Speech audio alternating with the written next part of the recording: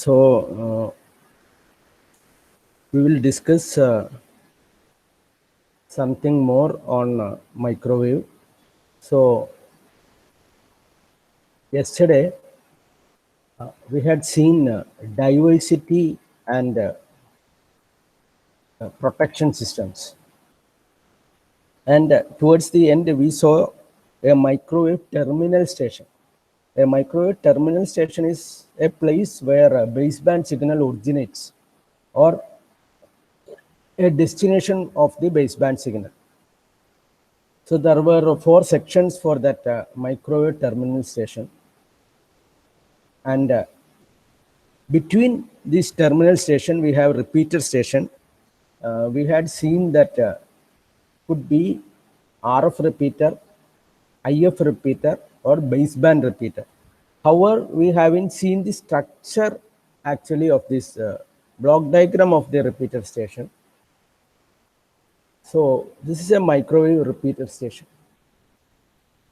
So it has a receive part of antenna and a transmit part.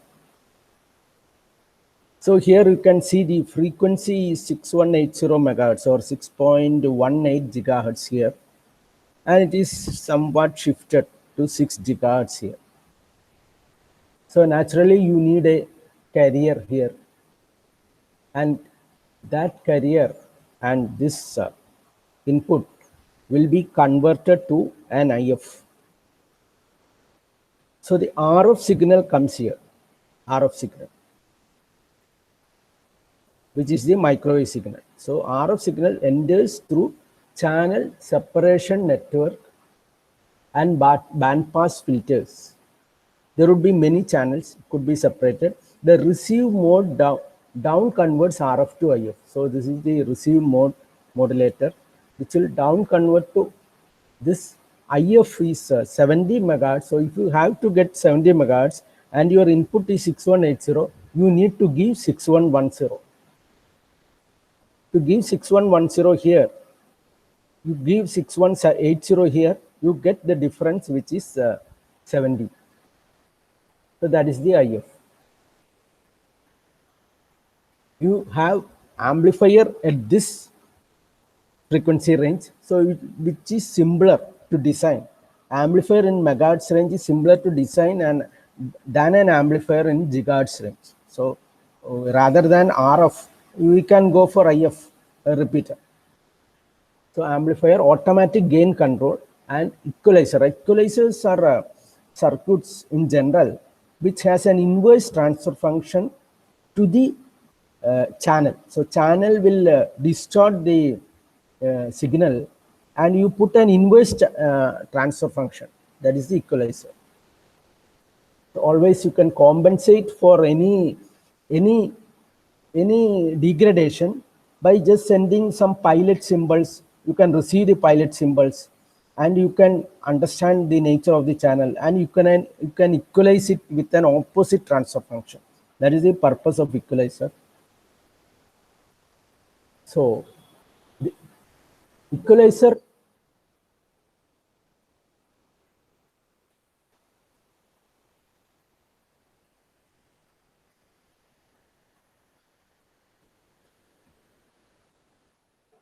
So the equalizer compensates for gain versus frequency non-linearities and envelope delay distortion introduced in the system.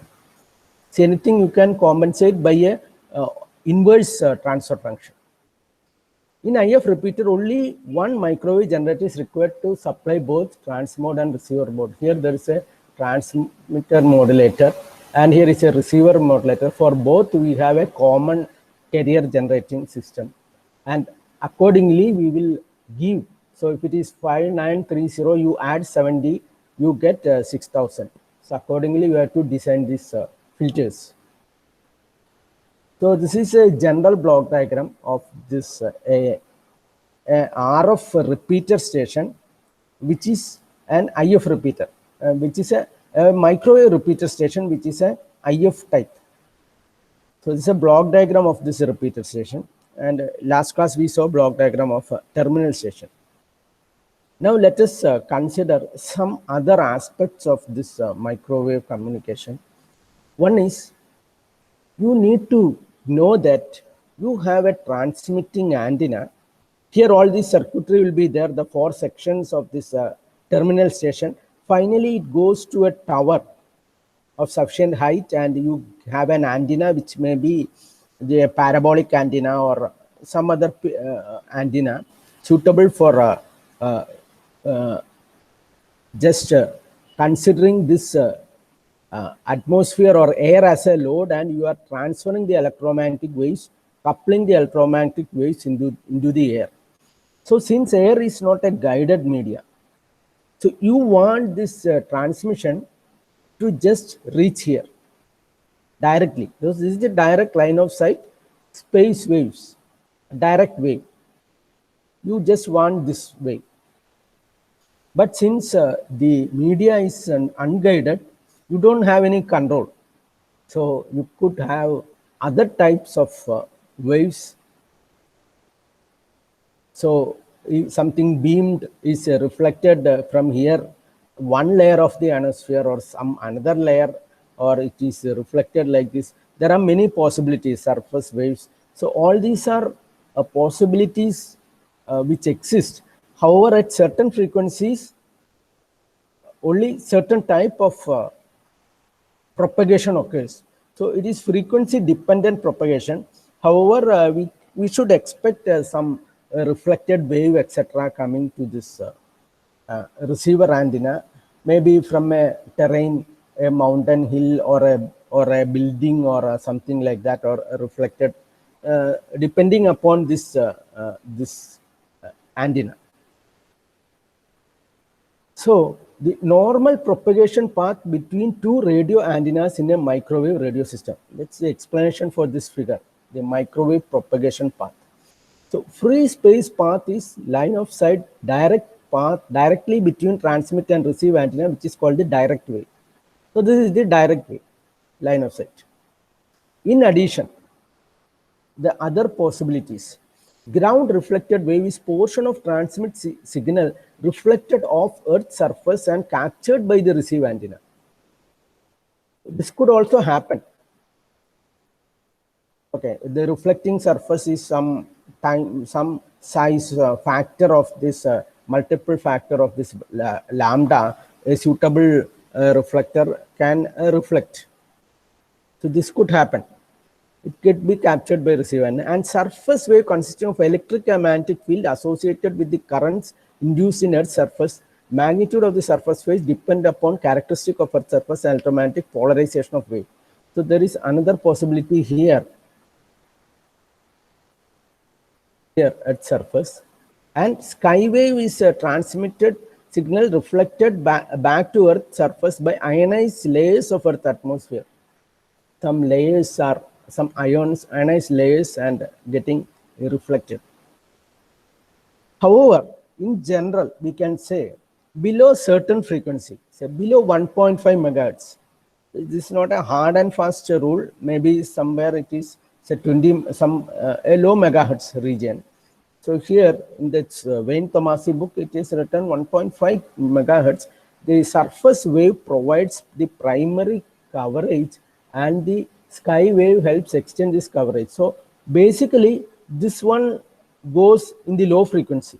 This type of propagation happens in low frequency, and this type of propagation in between higher than 30 megahertz. Say. Above 30 megahertz to 50 megahertz, free space and ground reflected paths are generally the only parts of importance. Surface wave can also be neglected. So the sky wave is the only source of occasional long distance interference and not a reliable signal for microwave communication purpose. So what we want is this one. So normally at low frequencies this happens below certain frequencies, and above 30 megahertz or so this happens, and beyond some 30 megahertz only this one happens, this line of sight normally, but depends on the atmospheric conditions, etc., the ionization of the Earth's atmosphere, the conductivity, all those things are there. So these are the possible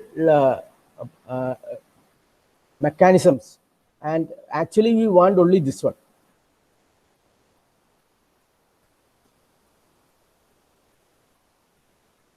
So below this, it's at 20 megahertz, this this doesn't happen normally, this one.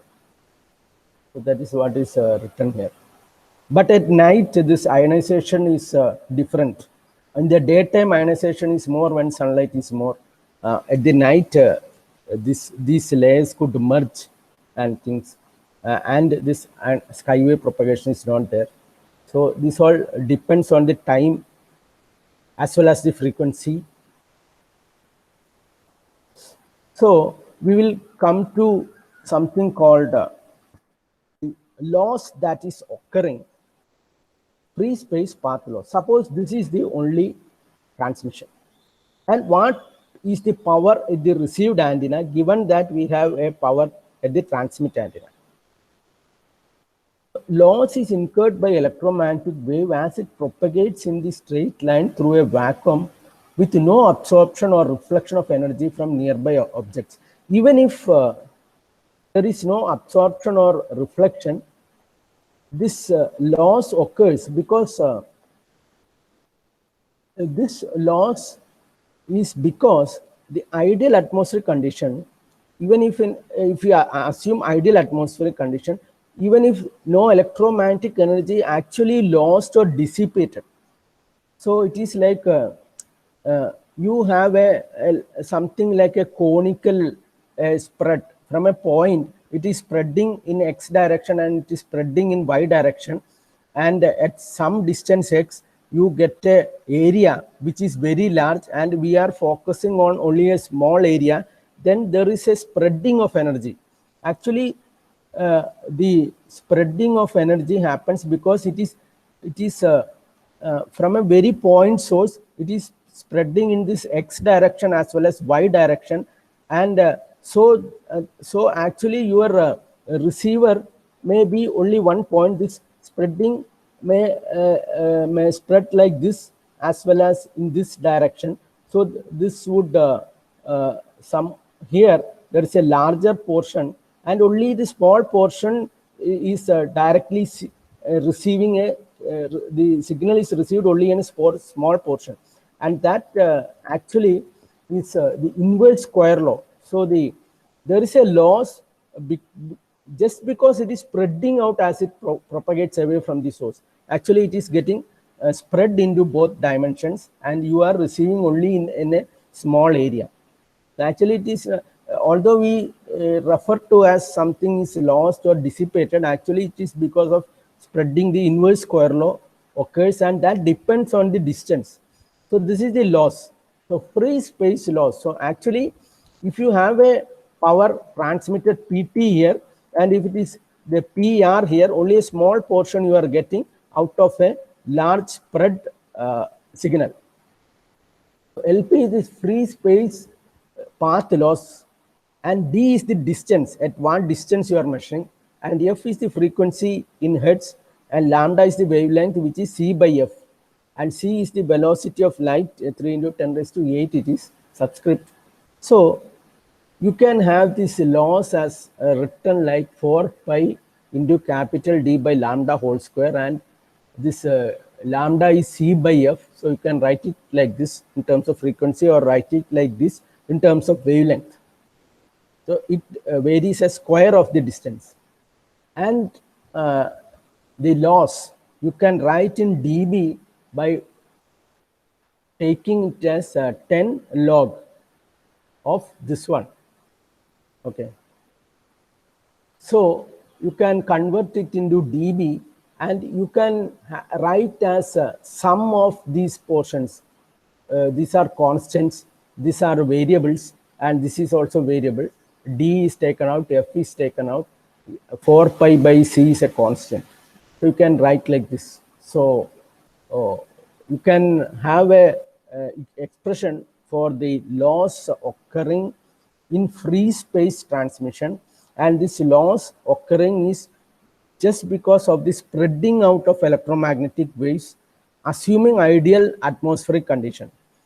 So this there is a transmit power here. You have a small received power here. Now, another factor to be considered is path clearance and antenna height. So microwave line of sight path showing Fresnel zones. So here we have elevation. So at what height is the transmitter? So this is in feet. So maybe 500 means 3 feet, 1,500 meters. So 1.5 kilometers approximately. And the 600 is, or 650 is 650 into 3 in meters, maybe 2 kilometers or something like that. So these are the position of the transmitting antenna A and position of the receiving antenna. So this is distance in miles, say 22 miles, and this is the terrain. So some trees may be there, hills or something like that, and you expect. So actually, you have to route this, plan this microwave towers, etc. So you need to find out the clearance between obstacles or from the terrain, and you need to plan accordingly. So what is a path clearance and the antenna height? So here we have this transmitting point. Here you have this receiving point, and we expect this as a direct link. And there is some obstacle here, and some signal may just reflect from here. Okay. So H represents clearance of line of sight path. So this is the clearance. H is this distance from here. So this much clearance is available for this line of sight path. H represents clearance of line of sight path. AB, line of sight path is AB. And ACB represents reflection from C. So A, C is this point, and B, this is a reflection from this point. So these two waves could be added, and they could be in phase or in phase opposition. So accordingly, the signal here will vary. This all occurs because this is not a guided structure. So it can go anywhere. You don't guide the electromagnetic waves. So these, one is direct wave and one could be a reflected wave, and you need to know the path clearance, and these could be added or subtracted. So suppose if there is no phase reversal, let's see. Signal from two paths would partially cancel whenever AB and ACB differ by odd multiples of half wavelength. So you have C, you have F, C by F is this lambda, and whenever this distance AB and distance ACB differs by odd multiples of lambda, half lambda by 2, they would cancel each other. That is assuming there is no phase reversal here. Suppose if there is a phase reversal here, when the grazing angle of secondary wave is small, suppose the grazing angle is small, which is typically is the case, a phase reversal occurs at C. So somehow if there's a phase reversal at C, then these two would add together when the difference between AB and ACB are odd multiples of lambda by 2. A phase reversal occurs at C. So whenever distance AB and ACB differ by an odd multiple of half wavelength, the energy of the received signals add rather than cancel, because there is a phase reversal occurring at C, because this is at a grazing small angle. So all these factors would cause this signal to either add or subtract. So you need to be bothered about this clearance. This is H. Now there is another term, Fresnel zone. So this Fresnel zone, accordingly, I have put there is a Hn is given. So we should note the parabola of clearance. To what extent there is clearance, and we have expressions for that. The amount of clearance is described in terms of Fresnel zones. Amount of clearance. So how much of clearance is available is described in terms of Fresnel zone. So the boundary of nth Fresnel zone. So the boundary of nth Fresnel zone consists of all points in which the propagation delay is n by 2 wavelengths. So between the direct wave and the indirect wave, if the propagation delay is n by 2, then the parabola obtained by considering all those points would be the nth Fresnel zone. For any distance d1 from antenna A, the distance hn from the line of sight path to the boundary of the nth Fresnel zone is approximated by a parabola. So here this d1 at this d, so this difference, this clearance between this direct wave and this, and if you consider a parabola like this, all those distances with hn clearance and at a distance d1, then you can write hn n lambda into d1 into d minus d1 by d, where hn is the distance between direct path and parabola surrounding it. So how much of clearance? That clearance is hn, and lambda is the wavelength, d is the direct path, d1 is the reflected path. All linear units must be in same. So if this is the direct path, this is the reflect path, and you draw a parabola with clearance hn, then that is denoted as the nth Fresnel zone, and accordingly you have many Fresnel zones. So this is for hn from direct and this indirect. So this is one Fresnel zone. Like that, you define the Fresnel zones and you calculate the amount of clearance and you fix the antenna according to the terrain. So these are some aspects to be considered. And last class I talked about fading. So fading means, so this figure just shows. So in this previous slide, you would have got an idea that how the signal is fluctuating. So if direct path and indirect path, they add together or they are in phase reversal, you don't know actually. So depending upon the angle, if it could be that the path difference could be n times lambda by 2, and it could add, or so there would be a fluctuation, and this temporary variation is called radio fade. So this is for a 4 gigahertz signal for various depths. So how long there is a fading in seconds, and the depth of fade in dB. So you know 3 dB means half power, and accordingly this 30 dB could be half or maybe 1 by 100th, or if you take the log aspect, and 40 dB could be a large variation. So various depth. So the fluctuation is indicated here to what dB, depth of fade. So that fluctuation and the time duration of the fade. So whenever this fluctuation is less, you can know time duration is more. When the fluctuation is very large, high variation is there, this time duration is short fade. So various depth at which an average repeated spacing of 30 miles. So this is a median value. Median duration of a 20 dB fade is about 30 seconds. And median of a 40 very large amount of fade is only 3 seconds. So at any depth of fade, duration of 1% of fades may be as much as 10 times or as little as 1/10. So these are all median values. This just shows gives an indication of how much fluctuation occurs in the received signal and the duration for which this fluctuation is occurring. The depth of the fade is high means the duration is small. When the depth of the fade is small, it is duration is larger. So this is the indication of mean duration of fade for various depth of fade. So in terms of dB, these are all described in terms of dB. It occurs because of this way. Not here we just consider only 2 signals. There could be many signals.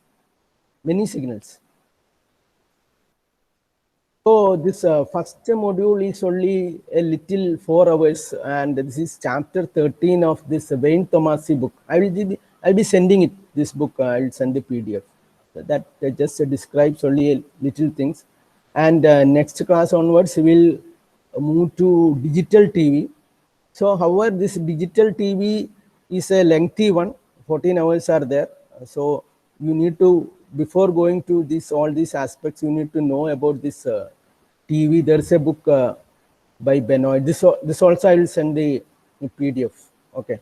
So we will, so see this, just I put this matter here. There are 14 hours associated with that. So we'll just stop today at this point, and we'll continue tomorrow.